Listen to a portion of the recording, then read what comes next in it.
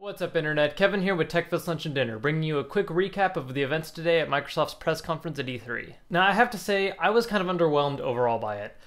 There weren't too many big announcements as far as hardcore gaming goes, the largest being that Halo 4 is happening, and not only is it coming out, but it's going to be the first part of a new trilogy, so that's something to get somewhat excited about. Also, something that I was a little bit surprised by is that Minecraft is actually coming to 360 and will be using the Kinect.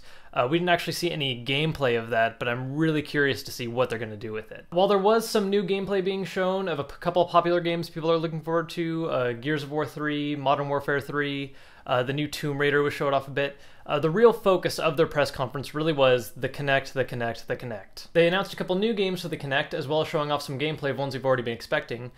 For instance, they showed off the new Kinect Star Wars, which in my opinion was really underwhelming. It was basically just swinging a lightsaber back and forth and walking forward slowly, occasionally jumping over enemies. Really lame looking in my opinion.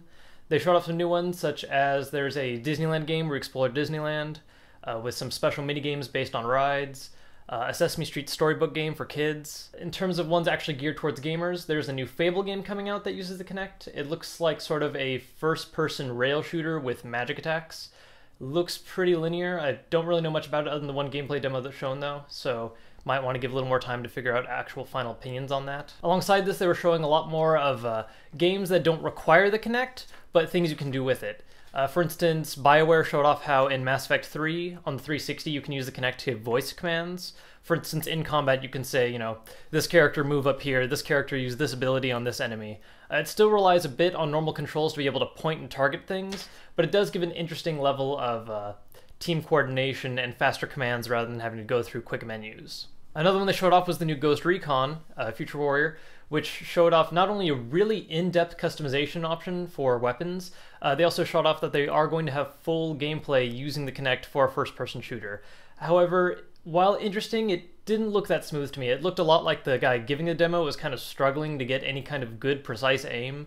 It didn't look like it had nearly the level of control that you can get with a normal controller. And then they also showed off some new entries into already existing Kinect series, such as Kinect Sports Season 2 and Dance Central 2. Now, alongside these new game announcements, they also put a really heavy emphasis on a lot of their consumer products and access.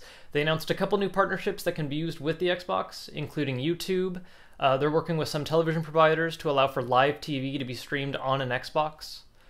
They're also showing off a new tool, which is Bing on the Xbox. It doesn't work like normal Bing. Instead, what it is you say certain keywords or you search key terms, and it brings up any kind of downloadable games, movies you can stream, television shows, anything relevant to that key term will be brought up that you can use your Xbox for. And other than that, that really was the entire focus of the show. Microsoft really wanted to push the Kinect this year again.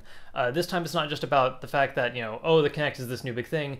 Now the focus is how can we make the Kinect more relevant for everyone. It had a really big start at first with a lot of the dance and fitness games, but it's definitely not having the sales I think they were expecting.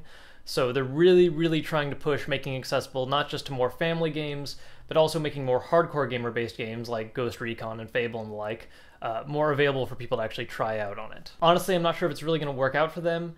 I personally felt really underwhelmed by the conference overall. I was excited for some individual announcements. I mean, Halo 4, awesome. Seeing some gameplay of Gears 3 was cool. But really, with most of the show overall, I felt pretty disappointed. There wasn't really a whole lot in terms of shocking new announcements that like made me really excited. We'll see if maybe Sony or Nintendo is able to trump them later on. I think that either of them has a pretty good chance of showing them up this year, considering what they gave. We'll just have to wait and see. I'll let you guys know more later tonight when Sony does their press conference. I'll give you guys a little overview of that, and also for Nintendo tomorrow morning. Till then, I'm Kevin for TLD. Thanks for watching.